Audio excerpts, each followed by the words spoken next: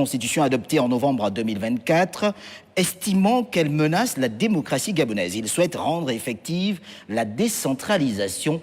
Voici autant de points que nous aborderons avec notre invité, vous l'avez compris. Il s'agit bien sûr de Stéphane Germain Iloko Boussengi. Il est candidat à l'élection présidentielle du 12 avril 2025 au Gabon et il a accepté notre invitation. Bienvenue à vous dans ce studio de Gabon 24, Monsieur le Président. Merci. Monsieur le Président, d'entrée de jeu, les Gabonais s'interrogent. Qu'est-ce qui motive aujourd'hui votre candidature à cette élection présidentielle? Écoutez, d'abord, merci de nous donner l'occasion de nous retrouver dans ce beau studio pour parler de notre pays, pour parler des élections présidentielles et bien sûr pour dire en quelques mots pourquoi nous sommes candidats. Vous savez, un homme normal doit avoir à cœur les problèmes de sa société et ne pas s'y engager lorsque nous disposons d'un peu de moyens intellectuels, physiques et moraux.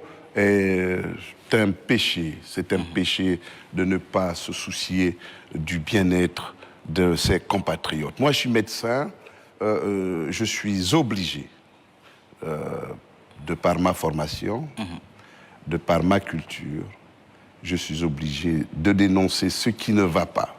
Je suis obligé d'essayer d'apporter des solutions. Et donc, l'élection présidentielle est pour moi un moment privilégié où le candidat va à la rencontre de son peuple. Je vais à la rencontre de mon peuple pour dire qu'il y a des choses que nous pouvons faire et surtout avec ces 2 années de la transition, je pense que nous devons imaginer un autre Gabon et je suis donc pour cela candidat à l'élection présidentielle. Lorsque vous allez à la rencontre de ces Gabonais, à travers le territoire national, qu'entendez-vous de ces Gabonais? Que vous disent ces Gabonais, Monsieur le Président? Qu'est-ce que j'attends de ces Gabonais? Que me disent ces Gabonais? J'attends que ces Gabonais adhèrent à mon projet, à ma candidature. Ce que les Gabonais me disent, c'est qu'ils n'ont même pas besoin de le dire. Ils n'ont pas la route. J'ai fait, bien sûr, le tour du Gabon. Je peux vous dire que le Gabon est un pays enclavé et c'est dramatique. Donc les Gabonais attendent la route. Les Gabonais attendent l'école. Parce que j'ai été dans certains coins du pays où les enfants vont à plus de 10 km pour aller à l'école, parcourent 10 km. Et quel est l'avenir de ces enfants qui se retrouvent tous les jours, dans les limites de leurs possibilités, à marcher 10 km aller et 10 km retour? Ce que les Gabonais attendent, c'est justement cette santé, cette médecine de proximité, cette possibilité d'accéder aux soins, ce médicament qui coûte cher. Les Gabonais ont des attentes précises et nous devons sortir du cadre du jeu, du game, pour régler les problèmes du Gabon. Et c'est possible, monsieur. Mandji, Port-Gentil, c'est la croix et la bannière. Comment vous pouvez imaginer deux provinces qui, bien sûr, logent le poumon économique de notre pays dans cet état? Ce n'est pas possible. Ce n'est pas possible. Donc, je crois que c'est l'occasion d'abord de constater, c'est l'occasion de dénoncer et c'est l'occasion de proposer des solutions. Je suis prêt. Docteur Iloko Boussengi, lorsque vous parlez des attentes de ces Gabonais, il y a qu'un dialogue national a été organisé sous l'ère de cette transition. Et parmi ces propositions, telles que cela avait été annoncé, ces Gabonais avaient souhaité, par exemple, que sur le plan politique, certaines formations politiques soient mises en berne pour un certain nombre de temps. Vous vous êtes issu, permettez-moi de le dire tout de même, parce que cela relève bien sûr de votre CV, du Parti démocratique gabonais. Or, ces Gabonais disent ne plus vouloir avoir affaire pour l'instant à des anciens pédégistes. Qu'en est-il? Que répondre à cela? Vous les avez comptés, ces Gabonais, ils sont à combien? On parle de ceux qui ont... il y Les a quand même 600, eu des... les 600? Non, il y a eu des contributions. Moi, Docteur j'ai Eloko. contribué, je ne l'ai pas vu. C'est une mascarade, le dialogue politique d'Ango. Le dialogue moderniste, c'est une mascarade. Je vous jure, et avec tout le respect que je dois, non seulement à votre chaîne de télévision, mais bien sûr au président de la transition, il s'est retrouvé dans son bureau, et je l'ai dit pendant le référendum. Il a dit, voilà ce qu'il faut faire, voilà ce qu'il faut faire, voilà ce qu'il faut faire. Et il a donné à ses 600 camarades, et ils sont venus nous proposer. Il n'y a rien du peuple dans ce dialogue. Il n'y a rien, il n'y a que l'exclusion. Il n'y a que la préparation d'un chemin qui va mener le président de la transition, bien sûr, vers ce qu'il a toujours caressé comme rêve, c'est-à-dire être président de la République. Il n'y a rien. Ce dialogue n'a permis qu'à faire dépenser de l'argent aux contribuables. On n'avait pas besoin de ça. On n'avait pas besoin de cette constitution. Vous-même, vous savez, c'est le dialogue qui a permis, bien sûr, de déboucher vers cette nouvelle constitution. Qu'est-ce qu'elle fait, cette constitution? Cette constitution divise les Gabonais. Encore que ça, c'est vous qui le dites. Non, je le dis et je l'assume. Et pourtant, les résultats du référendum sont assez clairs, quand même. Et pourtant, lors du vote, les résultats du référendum sont assez clairs. Lors du vote, par exemple, de cette constitution. Est-ce que vous voulez que je rie? Vous êtes permis de... Non, je ne peux pas rire, parce que c'est une honte. C'est une honte. Il n'y a pas eu référendum. 27 milliards de francs CFA pour organiser le référendum. 27 milliards. Pour quel résultat? Un taux d'abstention jamais égalé. Pour quel résultat? Un non, un oui, 90%. Vous croyez à ce référendum? On a bourré les urnes, monsieur. Sauf que c'est la Constitution en vigueur, à partir du 12 avril, par exemple. Bien sûr, lorsque vous êtes un démocrate, si vous n'avez pas malheureusement réussi à changer le cours des choses, vous vous alignez. Mais lorsque je serai élu, cette Constitution, il faut la foutre à la poubelle. Est-ce à dire qu'en l'état actuel des choses, si vous êtes élu au soir du 12 avril 2025, vous mettrez cette Constitution à la poubelle, sur laquelle vous prêterez serment pourtant? Mais je vous ai dit que je la mettrai à la poubelle, cette Constitution. D'accord. Elle ne sert à rien. Mes amis de la diaspora ne peuvent pas être candidats. Si vous avez une femme étrangère ou un mari étranger, vous ne pouvez pas être candidat. Il y a des gens, et vous savez, mon trait de caractère, c'est de dire la vérité. Ouais. Il y a des gens qui ont voté oui, là, mais qui m'ont dit, docteur, moi, je suis marié à un étranger. Mes enfants sont issus de ce mariage. Et moi, j'ai un parent étranger ou des parents étrangers. Vous savez, on a voulu faire plaisir au président de la transition, mais on l'a induit en erreur. Quand vous dites « on », de qui parlez-vous? Mais les 90%. C'est le président de la transition qui me donne les armes. D'accord. Pour faire cette campagne, je suis l'un des candidats les plus à l'aise. Lorsque je dis que chacun doit élire son enfant, c'est la Constitution là qui me dit ça. Donc je suis à l'aise pour dire que les fans du Wellington ont raison et je les soutiens. Lorsqu'ils disent qu'il faut soutenir notre enfant, il faut élire notre enfant, ils ont raison. Mais c'est la Constitution qui le dit. Et moi, en retour, je dis, je suis faible, les Massanko ne sont pas nombreux, je prends tout le Sud. C'est la Constitution qui le dit. Et lorsque je regarde ce qui se passe, nous étions à 4, j'étais seul biloblob, ils n'ont ajouté 3. Je dis d'accord, ils ne peuvent pas m'avoir. Je parle maintenant des personnels soignants. Là, vous ne pouvez pas. Et j'ajoute au personnel soignant les malades. Donc c'est une élection qui me donne des armes pour faire la campagne en langue. Et ne venez pas dire c'est du tribalisme. J'ai vu un article d'un monsieur du Nord qui a justifié le fait qu'Aurélien, qu'il m'excuse, ait appelé ses parents en langue pour voter leur fils. Aurélien a raison. Moi, aujourd'hui, je demande à mes parents de me voter. Oui, monsieur. Mais vos parents restent des électeurs. Monsieur, en même temps, en démocratie, ouais. c'est la loi du nombre. Ce sont les plus nombreux qui gagnent une élection. C'est tout, c'est la démocratie. Et si l'on s'en tient justement à ce que vous venez de dire, parce que je souhaite revenir sur les éléments les plus importants et surtout ceux politiques, mais si l'on s'en tient à ce que vous venez de dire, en réalité, est-ce que vous pensez que vous remporterez cette élection? Mais je l'ai déjà remportée. La preuve, je l'ai remportée. Je vous dis, je suis le candidat. Ah, Omar Bongo Ndimba, notre père. Léon Mba, notre grand-père. Qu'est-ce qui s'est passé? Lorsque Léon Mba arrive au pouvoir, il nomme un vice-président qui est du Sud. Mais pourquoi il le fait? Il nomme Yembi. Lorsque Léomba, avec le temps, change de vice-président, il nomme Omar Bongo Ondimba, qui est du Grand Sud. Mais pourquoi un fan nomme un... C'est pas ça procède de l'équilibre de notre pays, de la stabilité de notre pays, de la paix de notre pays. Et donc vous comptez gérer le Gabon avec justement cette stratégie qui ne renvoie qu'à de la géopolitique. Mais vous ne pouvez pas exclure les plus nombreux. Et vous ne pouvez pas oublier les minorités. C'est notre pays. C'est notre pays. Je pense que, sans le dire, l'une des tares du président Ali Bongo Ondimba, c'était de penser qu'il pouvait se passer de ces éléments qui sont fondateurs de notre pays, de notre République. Monsieur, j'ai l'impression que vous voulez dire de votre parti de l'époque. Pardon? J'ai l'impression que vous voulez dire de votre parti politique de l'époque, quand vous parlez d'Ali Bongo. Moi, je ne parle pas du parti politique. Le parti politique, ça ne se décidait pas à lui. Vous savez, les gens racontent des histoires. Le parti politique se décidait à la présidence de la République avec la Young Team. Le parti politique se décidait à la présidence avec Bla. Il s'appelle Brice Lacruche Alianga, Gabonais. Vous voyez un Gabonais comme ça. Le parti politique, ça se décidait à Libreville avec un Kani. Vous voyez comment il s'appelle Akrombessi.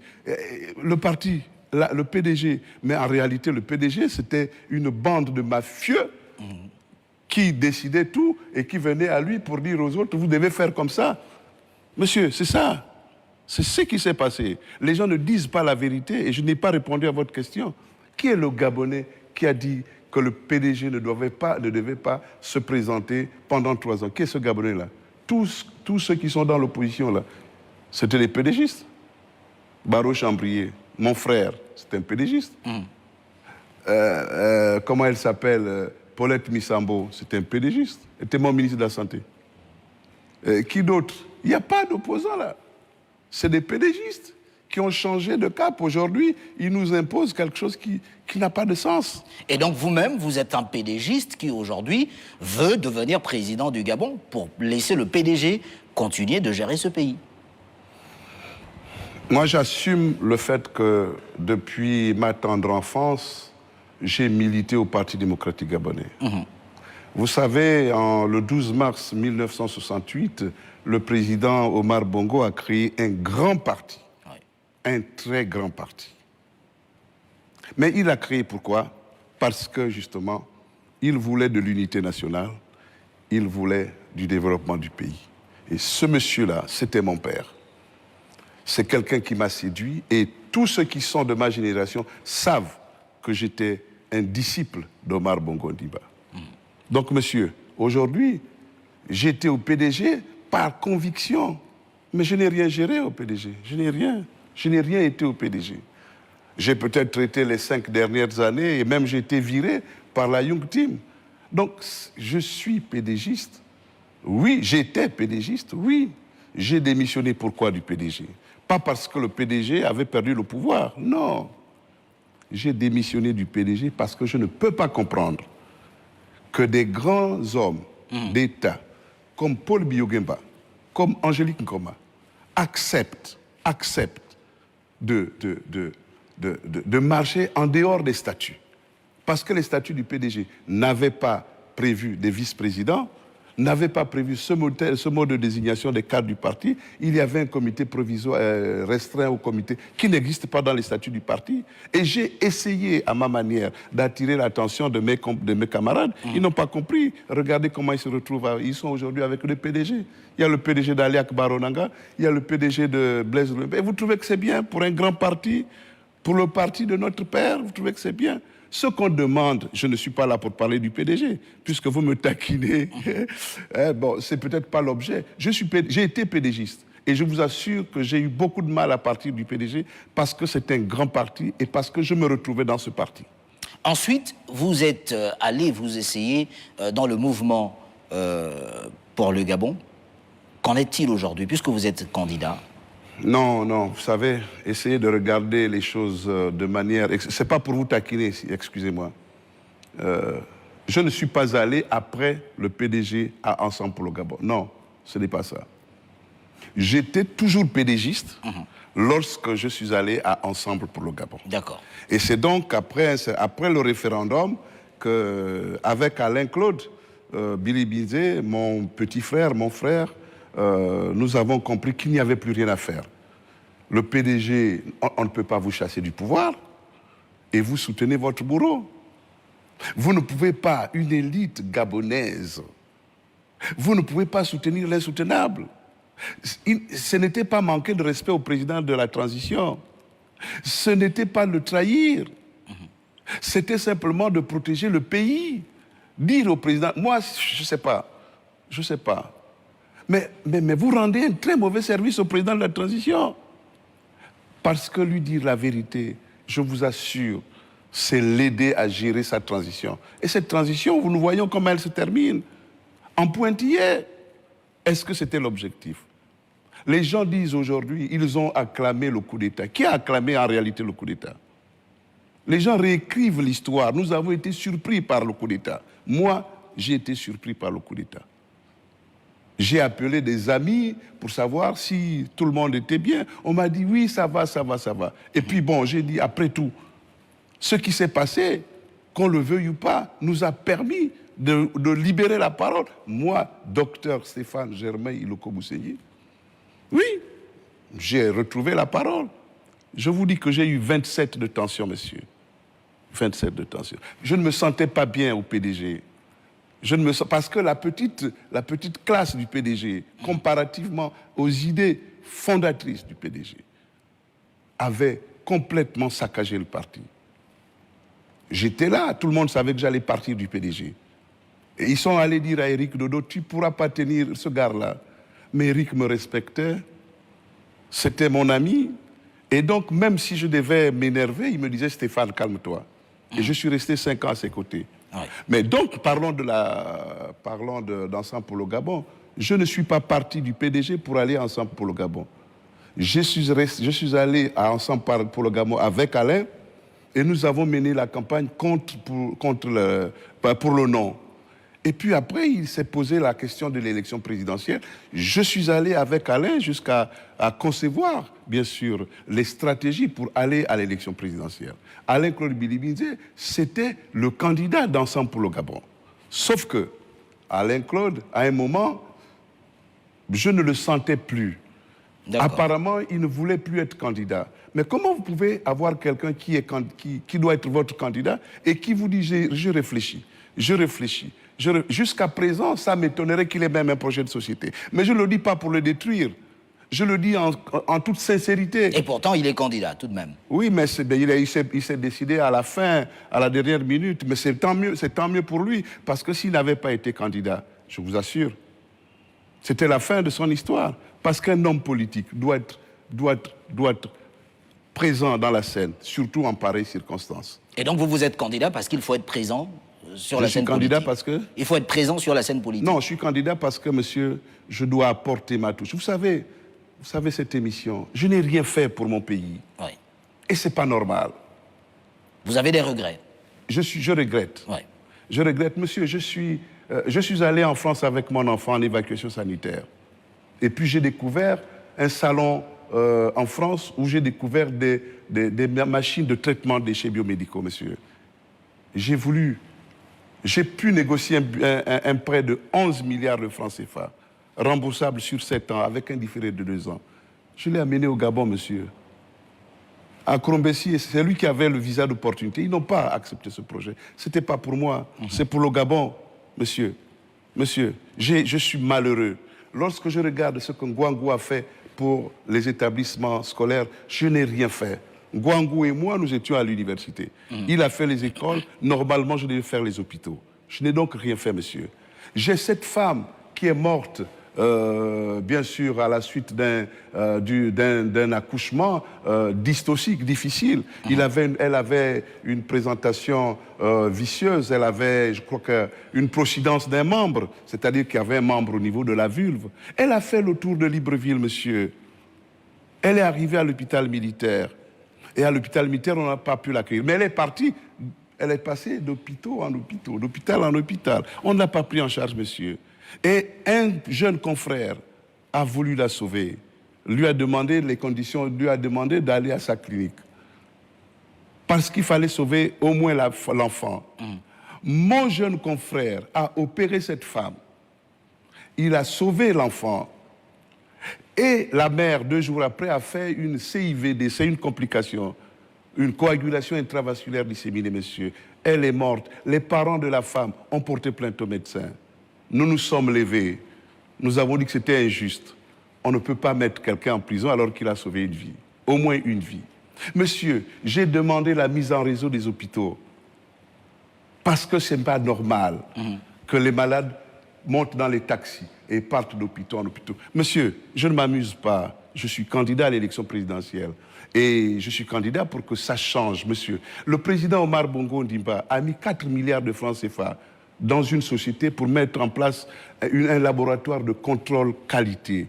Ici au Gabon, on vous amène les médicaments, monsieur. Vous ne savez même pas quel est le taux du principe actif.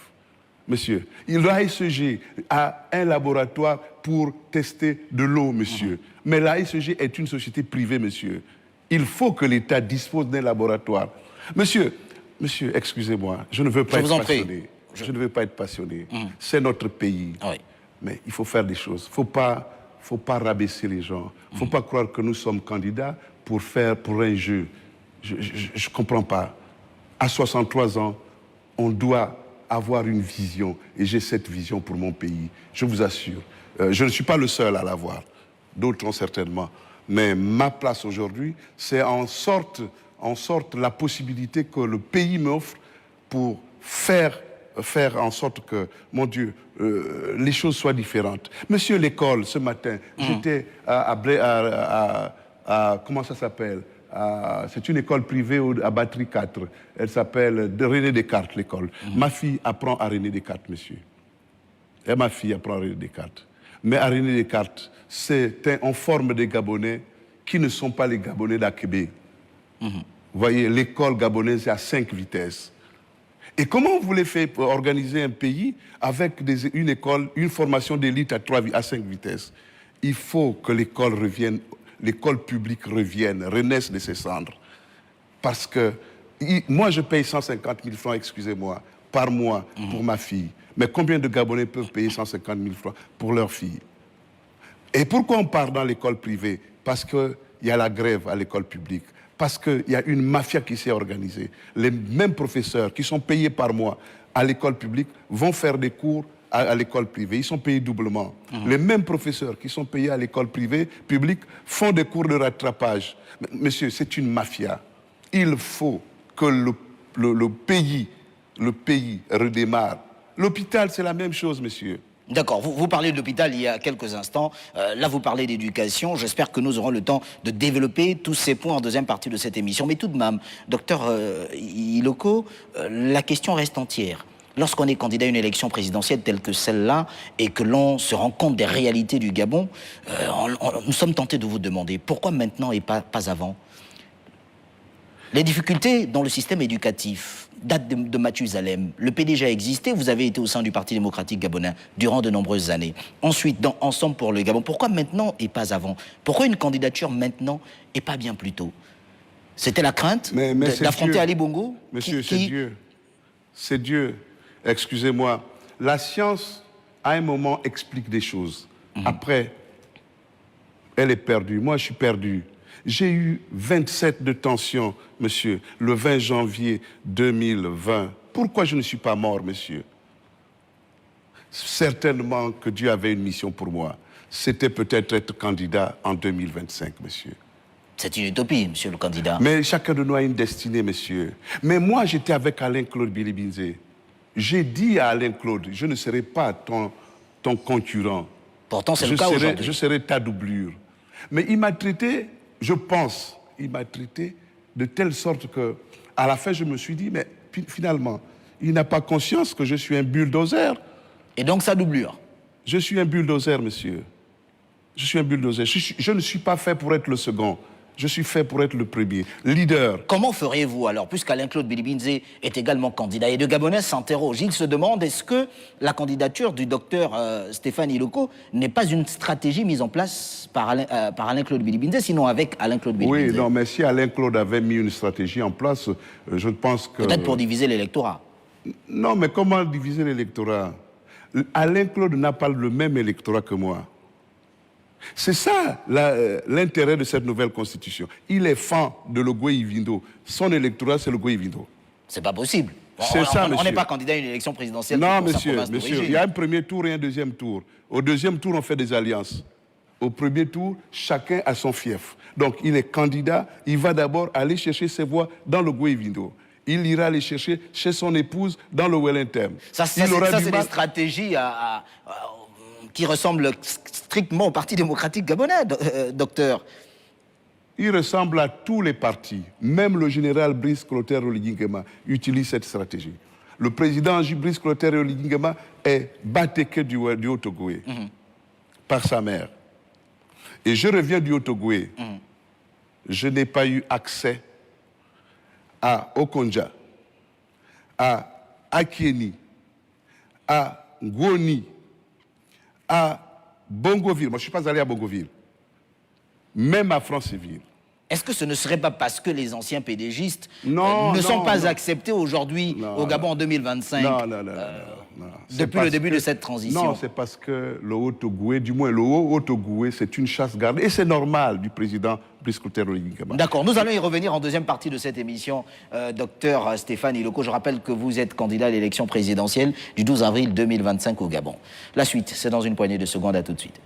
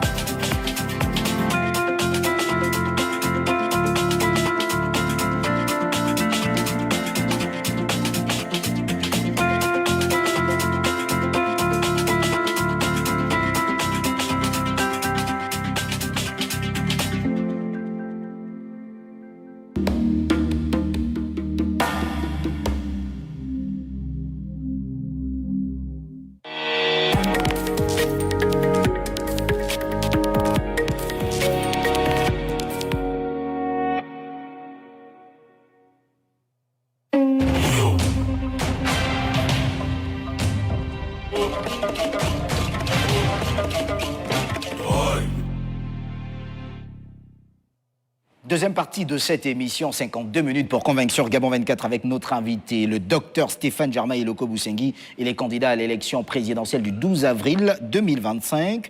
Docteur, revenons un tout petit peu sur cette ambition qui est la vôtre, mais en abordant des aspects liés à l'économie gabonaise. Comment comptez-vous justement améliorer ce qui a été connu, ce qui a été vu au cours des 14 dernières années? La transition est parvenue à régler certaines dettes sur le plan international.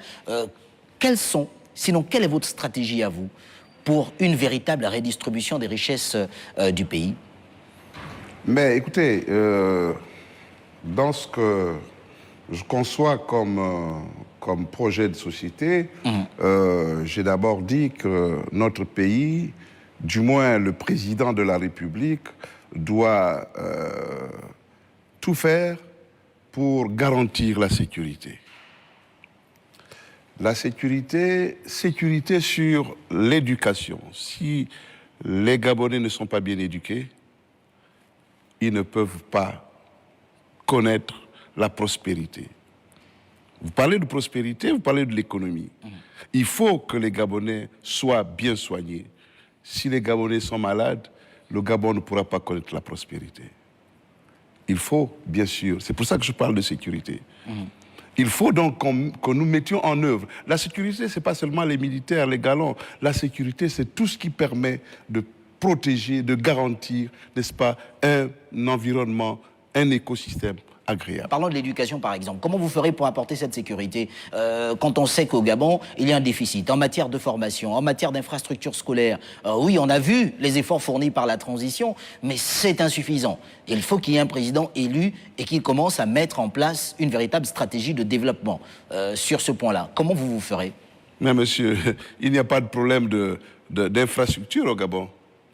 Je vous dis, allez à Dibandi. C'est le village de ma mère. Ouais. Il y a 2 écoles. L'ancienne école, elle est abandonnée. Et la nouvelle école a 3 salles de classe. Ce qu'il faut faire, moi, c'est ramener les populations vers l'intérieur du pays. Ce n'est pas de construire un Libreville 2. Si vous ramenez les populations vers l'intérieur du pays, bien sûr, en y créant des conditions de vie décentes, vous allez avoir des populations scolaires qui vont diminuer. Les salles de classe sont pléthoriques à Libreville, au Gabon.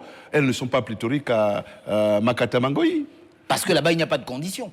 Parce que là-bas, les enseignants n'ont pas de logement. C'est la faute de qui? C'est notre faute, c'est l'État. La décentralisation ou la déconcentration, c'est notre faute. Nous sommes jaloux de nos prérogatives. Monsieur, il faut que le président de la République accepte de voir un autre compatriote dans l'autre coin du pays en train de faire, si vous voulez... Moi, au Gabon, nous avons 9 provinces. C'est trop, 9 provinces. Nous, dans notre stratégie, nous avons 3 régions. C'est-à-dire la première région, la région de Libreville, du Grand Libreville-Ovendo, qui, bien sûr, prend le Grand Libreville et qui prend la province de l'Estuaire. Vous savez, au ministère de la Santé, nous avons pu faire ce distinguo entre le Grand Libreville, Ovendo, Akanda et Libreville, et bien sûr Ntoum, et Nkango, Kokobiche et Como-Océan. Il faut que cette région soit gérée, bien sûr, on garde dans chaque région un gouverneur, mais il faut un président de région qui va impulser le développement dans notre pays. Avec quelle démographie, docteur Stéphane Iloko? Vous parlez de quoi? Qu'est-ce que vous parlez de quoi? Avec un président pour administrer ces régions. Il y a un gouverneur, un président pour administrer ces régions. Avec quelle démographie? Mais le gouverneur ne peut pas diriger une région. Le gouverneur, c'est le représentant du président de la République. C'est pour ça qu'il y a un chevauchement. Il y a des projets qui pensent que le gouverneur peut impulser le développement. On vient donner 2 milliards, 3 milliards au gouverneur. Vous savez, monsieur, moi j'ai travaillé à l'intérieur du pays. Je peux vous donner le nom d'un gouverneur. Il m'a dit, docteur. J'ai dit, oui, monsieur le gouverneur. Dites-moi, quand je signe vos factures là pour qu'on les paye, vous ne savez pas que j'ai le poignet qui fait mal? Je dis, je ne sais pas, monsieur le gouverneur. Il dit, mais mon poignet a mal. Mon poignet fait mal. Mais qu'est-ce que je dois faire, monsieur le gouverneur? Mais mon poignet a mal. Qu'est-ce que le gouverneur veut? c'est qu'on lui donne dans le budget qui est destiné à soigner les malades, à acheter la nourriture aux malades, à payer les médicaments aux malades, qu'on lui donne à lui, le gouverneur, une partie. Et ça, c'était un gouverneur à l'ère du PDG. Ils sont tous. Aujourd'hui, à l'ère du CTRI, c'est la même chose, monsieur. Vous en connaissez qui se comportent comme écoutez, cela? je ne suis pas du CTRI, mais je pense que ça n'a pas changé. Mais les scandales... Il ne suffit pas de penser. Monsieur, les scandales... Monsieur le Président. À l'ère du CTRI, vous avez vu les scandales? Oublions la transition. Regardons ce qui se passe demain. Allons-y aux élections présidentielles. Essayons d'élire un président de manière démocratique, régulière, avec des suites apaisées, suites électorales. Essayons de le faire. Et donnons à ce président-là, c'est cette année, nous allons l'évaluer. Vous m'avez interrompu, je vous dis, il faut mettre des régions. Il faut mettre des régions pour le développement. Il faut donner à ces régions les moyens. N'impliquez pas le gouverneur. Oui, 3 régions. D'accord. Mais ça ne désorganise pas le pays. Le pays a 9 provinces. Mais on va mettre 3 provinces dans une région, 3 provinces dans une région et 3 provinces par exemple. Et donc là, il y aura quelqu'un qui sera élu, qui va régler les questions de développement de cette région-là, en accord bien sûr avec le gouvernement central. En accord avec le gouvernement central. Il ne faut pas venir créer une nouvelle république. Non, la république est une et indivisible. C'est au niveau de la gestion. Est-ce qu'on imagine une sorte de gestion du pays qui soit une gestion de proximité, qui soit une gestion qui permette bien sûr un meilleur essor vers la félicité, puisque c'est à la mode, puisque c'est ce que nos amis du CTRI disent. Le Gabon a des potentialités, monsieur. Regardez la province du Haut-Ogooué. Pourquoi on a l'impression que c'est seulement maintenant que vous vous rendez compte de ces potentialités? Vous avez l'impression? Que c'est seulement maintenant que vous vous rendez compte de ces potentialités. Mais est-ce que vous me connaissez? Vous me découvrez avec l'élection présidentielle. Non, ancien cadre du Parti démocratique gabonais, vous avez été, est-ce que vous savez que j'ai conduit des grèves à l'hôpital? Est-ce que vous savez que j'étais syndicaliste? Est-ce que vous savez que j'étais international gabonais? Est-ce que vous savez que j'ai toujours dénoncé les travers du PDG? Est-ce que vous le savez? Sauf qu'en ayant une fonction au sein du Parti démocratique gabonais, tout cela s'est estompé. Oui, non. J'étais conseiller du distingué camarade président, porte-parole du parti. J'avais un couloir et j'ai évolué dans ce couloir. Et si je n'arrivais pas à évoluer dans ce couloir, j'étais... Donc écoutez, à ce moment, les réalités gabonaises que vous connaissez n'avaient plus leur place. Mais est-ce que j'avais un poste de décision? J'étais conseiller. Est-ce que j'étais capable d'impulser une dynamique? Je suis allé dire à Eric, Eric, oui, nous sommes à la limite des pasteurs. La chapelle, l'église, c'est le PDG, c'est lui. Mais il y a des gars qui doivent payer la dîme, c'est-à-dire les ministres. Il y a des gars qui doivent tout faire pour que le PDG améliore son image. Il m'a dit, qu'est-ce qu'on peut faire, Stéphane? Je dis, on va aller voir les ministres et leur dire que si ça passe, c'est bon pour tout le monde. Mais si ça ne passe pas, c'est vous allez perdre vos postes. J'ai fait le tour avec Nina Koussou. Aucun ministre ne nous a écoutés.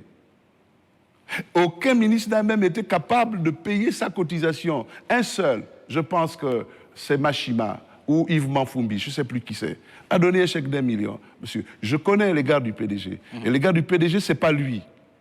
Le PDG à lui, c'est, si vous voulez, l'organe administratif du parti. Mais ça se décide ailleurs. Ça se décide ailleurs. Regardez comment ils ont fait pour créer leur comité provisoire. Est-ce que ça s'est décidé à lui? Ça ne s'est pas décidé à lui. Alors que les statuts de notre parti de l'époque prévoient toujours. Regardez ce qu'ils veulent faire. Ils disent que les statuts en vigueur sont les statuts de 2013. Ils font exprès. Parce que les statuts en vigueur, aujourd'hui, ce sont les statuts de 2022. Mais je ne suis pas venu pour ça. Justement, j'allais vous le rappeler. Voilà, je suis venu. Aujourd'hui, vous êtes candidat à l'élection présidentielle. Vous essayez de me distraire en m'apportant vers quelque chose qui me passionne. L'injustice. Je n'aime pas l'injustice. Non, monsieur le président. Je n'aime pas le jeu. Je n'aime pas le game. Monsieur le Président, oui.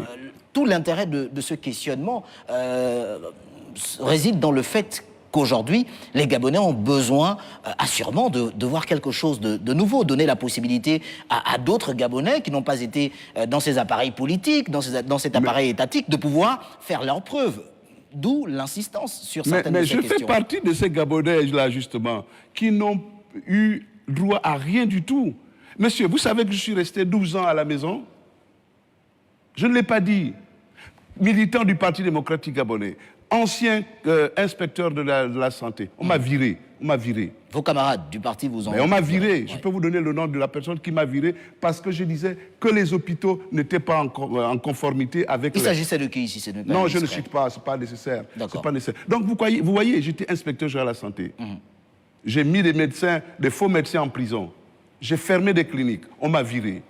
C'est pas grave. J'étais conseiller du ministre de la Santé. On m'a viré. Mais depuis qu'on m'a sorti du cabinet du ministre, je suis resté à la maison.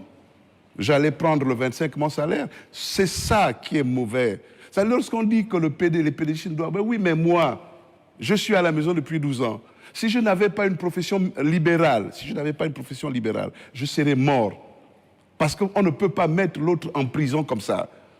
Alors, ils disent, n'affectez pas Iloko, qui peut commander Iloko? Donc, les gens n'acceptent même pas qu'il y ait une différence. Donc, monsieur, quand vous parlez du PDG là, parlez du PDG. Mais sachez que tout le monde n'était pas à la soupe. Et j'assume ce qu'on me dit au sujet du PDG. Mais je suis resté 12 ans à la maison, monsieur. Pourquoi vous ne soutenez... Monsieur, je suis PDGiste, monsieur. Je suis PDGiste. Je suis allé voir Eric. J'ai dit à Eric, oui. Mais ma femme est colonel. Voyons le Premier ministre, voyons le Président, il donne l'étoile. On n'a pas donné à ma femme l'étoile, monsieur. Donc ne dites pas qu'il y avait des privilégiés au PDG. Non, moi, j'ai mon petit frère ingénieur agronome. J'ai dit à Eric, mais l'enfant est assis. Il est sorti du cabinet du ministre de la Pêche. Mais quoi? Je n'ai rien eu au PDG. Et donc vous êtes candidat aujourd'hui pour corriger ce que vous considérez comme des injustices. Mais il y a tellement d'injustices au PDG. Est-ce que vous pensez que je suis... Le galant de votre épouse... Est-ce que mais écoutez, c'est un exemple. De votre petit frère, ce sont des exemples que je vous donne. Pour illustrer, monsieur, parce que je ne parle pas des choses en l'air, monsieur. Je parle de mon pays. Et je peux en parler aussi bien dans le domaine du sport que dans le domaine de l'économie. Et nous n'avons même pas répondu à la question de l'économie. Mais notre économie, nous savons qu'il faut la diversifier. Aujourd'hui, regardez la route de Mandji à Port-Gentil. Notre économie est dans un état piteux, avec des mafieux qui passent leur temps à détourner de l'argent, à corrompre. Donc c'est vraiment... Je vous ai dit, lorsque vous parlez de sécurité, vous voulez parler de la prospérité même sous cette partagée. Même sous cette transition, le pays continue à croupir sous moi, je refuse de faire le bilan de la transition. Ce n'est pas le bilan, c'est quand même pour emmener les Gabonais à comprendre sur quoi se base aujourd'hui votre analyse, sur quelle est la motivation. Quel est l'élément qui motive votre candidature? Mais Parce que vous parlez de corruption, d'accord? Est-ce que cette corruption se base sur les 19 mois de la transition, ou alors c'est sous l'Ancien Régime et vous estimez que pour le Gabon d'après, il faudrait faire avec vous? Monsieur, vous savez que la transition, la passation de marché, là, c'est de gré à gré. Vous savez ça? C'est à vous de me dire. Mais non, mais monsieur, vous êtes Gabonais. Vous êtes Gabonais. Je vous dis, nous avons eu beaucoup, plus que nous battre, la liberté, la possibilité d'aller aux élections. Moi, peut-être qu'avec le PDG au pouvoir, je n'aurais jamais été candidat à l'élection présidentielle. Vous savez, moi, j'étais candidat à la candidature en 2009. Candidat à la candidature. Parce que le PDG a réussi, comme à son habitude, à trouver des artifices pour placer Ali Bongo Ndiba comme candidat du PDG. C'était le candidat le moins performant en 2009. Je vous le dis. Parce qu'avec du recul, on avait quand même des gens comme Ona Ondo, avec du recul, on avait des gens comme Casimir Oyemba, qui n'étaient pas des personnes de petite facture. Donc, le PDG, il ne faut plus faire son bilan. Moi, je ne suis plus PDGiste. Moi, j'ai dit en 2023, j'ai dit Ali Bongo ne gagnera pas l'élection. Parce que le PDG seul ne peut pas permettre à Ali de gagner l'élection. J'ai créé un courant de pensée. J'ai dit, mettons en place un large rassemblement arc-en-ciel, c'est-à-dire avec les PDGistes, les partis de la majorité présidentielle et bien sûr quelques partis de l'opposition. Et c'est sous cette bannière que je vais à l'élection présidentielle aujourd'hui, même si je suis indépendant, mais j'adosse ma candidature sur le large rassemblement arc-en-ciel. Et vous trouverez là-bas le Grand Sud, et vous trouverez là-bas les gens du Nord qui sont de toute façon, qui ont compris. Vous trouverez là-bas mes amis de 60 ans, 61 ans, qui ont passé pratiquement 14 ans à la maison assis. Et je demande à ces gens-là. Vous savez, Omar Bongo nous a volé notre jeunesse. C'est notre père. 42 ans au pouvoir. Monsieur, Ali Bongo Ondimba est venu nous clouer au pilori. 14 ans de pouvoir. C'est-à-dire que l'élite de notre pays, mes amis, mes camarades, mes frères, nous n'avons rien apporté au Gabon alors que nous sommes les mieux formés, entre guillemets. C'est notre tour aujourd'hui de rendre au pays ce qu'il nous a donné. Donc en plus du personnel soignant, en plus des malades, j'invite mes amis, anciens sportifs, anciens étudiants à l'université Omar Bongo, anciens étudiants simples, anciens cadres, qui ont été, parce qu'ils ne riaient pas avec la Young Team, parce qu'ils n'étaient pas familiers au Blaboy. Voyez Blaboy, qui bouge, qui bouge, Blaboy. Brice Clotaire Oliging, plutôt Blaise, comment il s'appelle lui Ce sont vos anciens camarades du Parti démocratique. Non, ce n'est pas mon camarade. Écoutez, vous ne pouvez pas les oublier. Non, un directeur de cabinet politique qui n'a jamais travaillé avec des conseillers du DCP. Vous croyez qu'il a fait quoi? Bla, bla, bla, bla. N'a jamais organisé une séance de travail avec nous, les conseillers. Il était directeur de cabinet du DCP. Je ne le connais pas. Voilà des Pourtant, gens... il a favorisé votre nomination en tant que conseiller du distingué camarade président. Voilà des gens, honnêtement. Excusez-moi, j'ai beaucoup contre lui. Parce qu'il m'a empêché d'être député de Mimongo Bla. J'ai quelque chose contre lui. Mais en tant que chrétien, je n'ai plus rien. C'était un groupe de mafieux. Ils faisaient des calculs. Ils faisaient la promotion de la médiocrité. À Mimongo, à l'époque de la Krombessi, à l'époque de Bla, à l'époque de la Young, le leader, c'est un gars du CP2. C'est un gars qui est présenté comme un promoteur du crime rituel. Voilà le système que vous voulez adosser aux gens comme nous. Nous, on a été marginalisés, monsieur. Et sans en faire, c'est un adversaire, Brice Clotaire Oligingema. Donc, je n'ai plus à dire du bien de lui. C'est un adversaire. Mais quand même, il faut dire que ce coup d'État permet au Gabon de repartir sur une nouvelle base. Est-ce que vous pensez que le Gabon pourrait repartir vers une nouvelle ère politique, par exemple, avec des acteurs tels que vous, si jamais vous n'êtes pas élu au soir du 12 avril 2025 ? Mais attends, vous me donnez quelle étiquette? Je suis un nouvel acteur politique. Je n'ai jamais été aux affaires. J'ai fait, depuis 12 ans, je suis assis. Aujourd'hui, depuis 13 ans, depuis 14 ans, je suis assis. Je fais des speeches ici en plus. Et les gens se moquent même de moi. Vous avez été porte-parole du Parti démocratique gabonais. Vous avez été un acteur politique, tout de même. Oui, mais un acteur politique méprisé. Un acteur politique... Mais qui vendait tout de même bien, hein, le Parti démocratique gabonais, qui le défendait bien. C'était mon boulot, c'était mon job. J'étais payé pour ça. Donc reconnaissez que la question a tout son sens, celle de savoir si on va vers une nouvelle ère d'acteurs politiques. Mais dites-moi, est-ce que le président de la transition est un nouveau Gabonais? C'est un nouvel acteur politique. Quel nouvel acteur politique? Il est là... Il était militaire avant que de militaire pouvoir... quoi? Un aide de camp, c'est pas un militaire? Qu'est-ce que cela veut dire? Ah non, un aide de camp, il ne faut pas le réduire à un niveau d'un petit militaire. C'était un militaire, gradé ou pas, ça reste un militaire. Non, un aide de camp, c'est un conseiller militaire du président de la République. Brice Clotaire Oligingema, le président n'est pas un homme neuf. Qu'est-ce qui vous dérange dans la question? Nouvelle ère politique? Non, mais ce dont le Gabon a besoin, ce n'est pas des hommes, j'allais dire, immaculés.